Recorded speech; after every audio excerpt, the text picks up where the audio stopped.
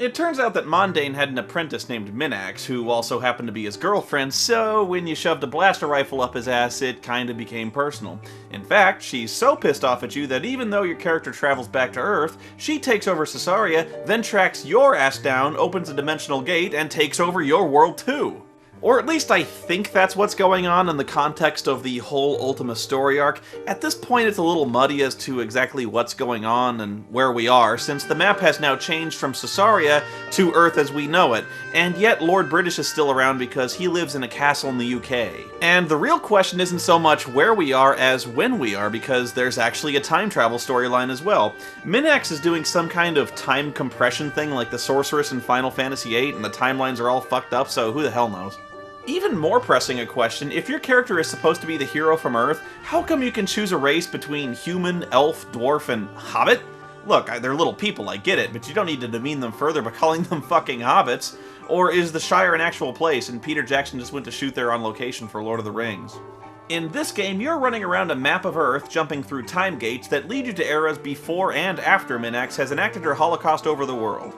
I'll tell you the truth, this game always confused the hell out of me. I never knew where to go, or when I was supposed to go there, and when I got there, what I was supposed to do. Even reading the walkthroughs just made no sense. I'll try to explain. Okay, bottom line, the goal is you have to kill Minax, who lives in a castle in the Time of Legends, which is protected by legions of demons and force fields. To get past the monsters, you need magic coins to negate and freeze time. To get through the force field without getting incinerated, you need the magic ring. Of course, the game never specifically tells you that's what the ring does, just that you should probably find one. Where's the ring? Well, one guy somewhere tells you that Father Antos has the ring. Where is he? Well, another guy tells you he's on planet 10, which is where the red Lectroids live, I think. And yeah, that means you have to go into outer space again. But luckily, the Empire and its TIE fighters have left the system. So how do you get into outer space? Unfortunately, all the spaceship dealers were wiped out in the apocalypse, so the only rockets you can find belong to the remnants of the Soviet Union. You have to sneak past the KGB, break into their test launch facility, hijack a rocket, and blast off! Oh, and I hope you're wearing power armor or you'll just die.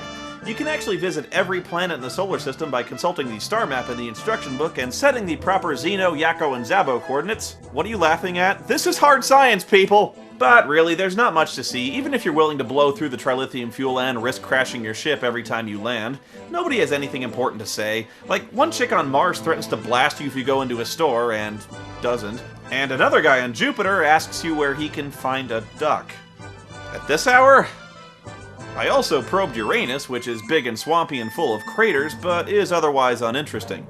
Actually, there's only one town there called New Jester, but for the life of me I couldn't figure out why. But if I were to guess, I'd say it's where all the jesters of the world were exiled for making endless Uranus jokes. Anyway, you have to explore to find Planet 10, which is at the coordinates 999, poke around there, get drunk at Ozzy's place, and finally find Father Antos hanging out in some kitchen who says, "You have earned my blessing, return and claim the ring!" But of course he never explains what the ring does, or where to return to claim it. It turns out you have to go to New San Antonio and find some guy hanging out under a tree who says, "I'm an old man," and then you have to use a special undocumented keyboard action to offer him 500 gold pieces, and then he gives you the ring. What the fuck? How am I supposed to know that? I must have seen every single line of dialogue in this game, and I don't think there's a single person here who explains this. This guy certainly doesn't help. He doesn't even say he has the ring. He just says he's an old man. Why would I spontaneously shove a sack of 500 gold pieces into his hand? And yes, you actually have to go to Planet 10 to get Antos' blessing, or the old guy won't give you the ring. Oh, he'll take your money, but he won't give you the ring? How the fuck does this guy know? Does Antos update his fucking Facebook or something? Why does this random old guy sitting under a tree have a magic force field nullifying ring? Why does nobody explain anything in this fucking game? I don't know, but New San Antonio is a weird town anyway. While you're there, you can find a building called the Hotel California. Yes, the Hotel California, which is in San Antonio, Texas. Be prepared to come back here a lot, because there's a guy in the hotel who, if you offer him $100, will either say thank you or alakazam. And if he says alakazam, he just randomly raised one of your character attributes by 4 points. How? Why? I don't know. But it's $100. This is the only way I ever found to level my stats up, and you need to do this because it seems like you're never able to equip new items because you're either not strong or agile enough.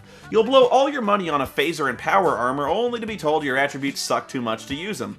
So basically you spend the entire game grinding out gold pieces. You grind out gold, buy a weapon, find out you can't use it, grind out more gold to give to the Hotel California, but remember you need to buy food, so you need to grind gold to buy more food so you can grind more gold so you can level up, so you can use weapons so you can grind for more weapons that you can't use. You can check out anytime you like, but you can never leave! Anyway, you do all that, go to the Time of Legends, and surprise, you find out that many of the demons around Minax's fortress are not only badass, but some are invincible. It even says so in the book. Trust me, you can stab him with your steely knives, but you just can't kill the beast. You have to freeze time using magic coins, get into the fortress, and attack Minax. Oh, but wait, I forgot to tell you, there's only one weapon in the entire world that can actually hurt Minax, called the Quicksword. Okay, actually, maybe I didn't forget to tell you because the entire fucking game forgets to tell you because I don't think there's a single solitary person in the entire world who decide they might want to mention this little factoid. How the fuck are you supposed to figure this out before the internet and you can find walkthroughs online? I'm serious. Nobody tells you what this sword is, what it does, or where to find it. It turns out there's some guy in a prison cell you have to break into, pay him a ton of money, and he just sells you the sword. And don't even ask me how a guy gets locked in a prison cell with his magic sword, and why he's so eager to sell it for gold pieces when you just broke him out of jail. And Minax is annoying in her own unique way. She does this thing where every time you hit her, she teleports between Chamber 1 and Chamber 2, which are conveniently labeled, forcing you to run back and forth between the two rooms, slapping her around until she finally drops dead.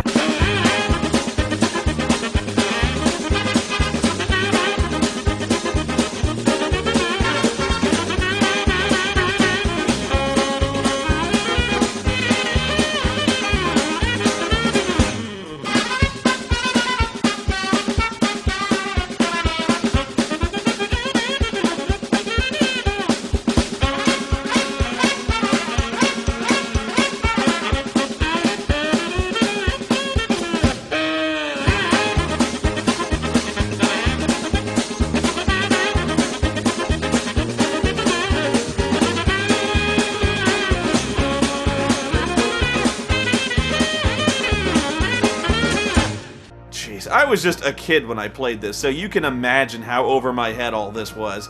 I guess it did introduce a lot of depth and complexity to a relatively shallow gaming genre at the time, but it just confused the hell out of me. Some dance to remember, I dance to forget.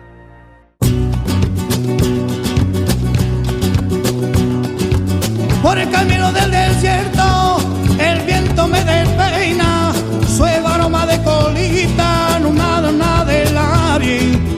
Ella de lo lejos, una luz en tela, la idea de mezclar, te vi por en la noche. Welcome to the Hotel California, such a lovely place, such a lovely place. Welcome to the Hotel California, such a lovely place, such a lovely place.